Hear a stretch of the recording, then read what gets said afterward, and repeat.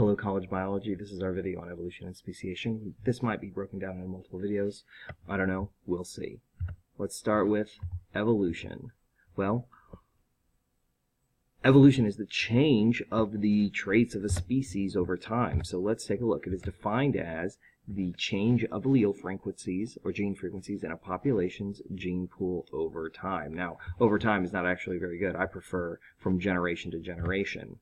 And so that asks some other questions, though, because there are some other words in that definition. What is gene frequency or allele frequency, and what is a gene pool? Well, the gene pool is all of the alleles in a population, and the allele frequency or gene frequency is the number of copies of a particular allele in that population. So we've got an example of a gene pool here. Take all the organisms and you identify all the alleles that they have for a particular gene. That would compose your gene pool, and then if you counted like all of the dominant alleles for that gene and you could calculate that fraction, that would be your gene frequency. So back to our definition, evolution is the change of the gene frequencies in that population over time. Now there were some guys, Hardy-Weinberg, early 1900s, who decided that they were going to think about this and identify a principle, the idea that if a population is not evolving, then their gene frequencies are stable. So what are the conditions that will allow gene frequencies to be stable, or as they put it, at equilibrium? Well, they had a couple rules. One, there must be no natural selection. If there's natural selection, then some of those phenotypes will be culled from the population, which means some of those mutations, some of those alleles will be removed from the population, and so your frequencies will change. They also said that for a population to be at equilibrium, so no evolution, there should be no mutations, because no mutations can give you new alleles. Mutations can give alleles, so we don't want any of those, so no mutations. We also have to have, now here in this picture they said no migration, but the upgraded language that we're going to use is no gene flow.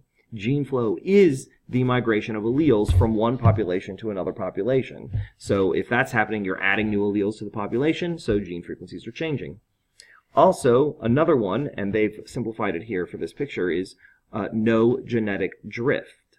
Genetic drift is when gene frequencies change between generations by chance. And this is very likely to happen in very small populations, because if you flip a coin 6 times, the possibility of you getting 5 heads instead of 3 and 3 is pretty, it's possible. You can get 5 out of 6 coins as heads. But if you did that 6,000 times, it's unlikely, it's crazy. You're not going to get 5,000 heads and 1,000 tails. You're going to get really close to 3,000 of each. So large populations remove genetic drift as a possibility. And then finally, there should be no sexual selection. So any member of the population has an opportunity to reproduce with just about any other member of the population. So if these things are true, then there is no evolution, and that's what Hardy-Weinberg was about. Now, our next topic is about speciation, and speciation is the process of one species splitting into 2.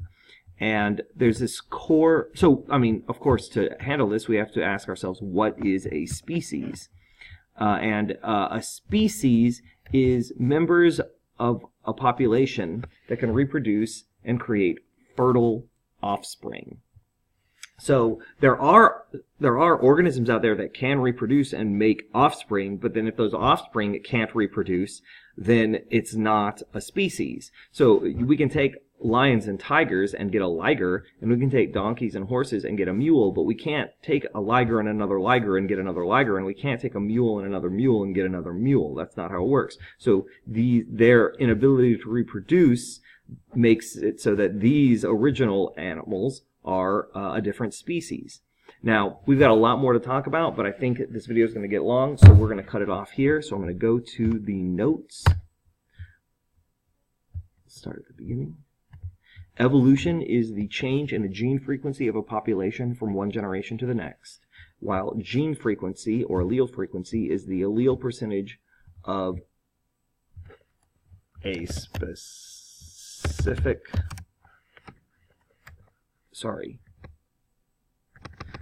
allele in the gene pool of a population, while the gene pool of a population represents all the alleles possessed by all the organisms in the population. The Hardy-Weinberg principle is that if no evolution is occurring, the gene frequencies of the next generation will be at equilibrium, and there are a couple prerequisites for that. Prerequisites for no evolution to occur. There must be no effective mutations, because if mutations occur, then the alleles will change. There must be no sexual selection, so mating is random. If sexual selection occurs, then not all genes have an equal chance of being passed on. There must also be no natural selection. If a selection pressure culls phenotypes, the gene frequencies are going to change. And then there must be no genetic drift, which is the change of gene frequencies by random chance and is avoided in large populations. And there must be no gene flow, which is the immigration of new alleles across the population. Speciation is the process of one species splitting into two species, and a biological species is a population that can produce fertile offspring. Speciation requires reproductive isolation.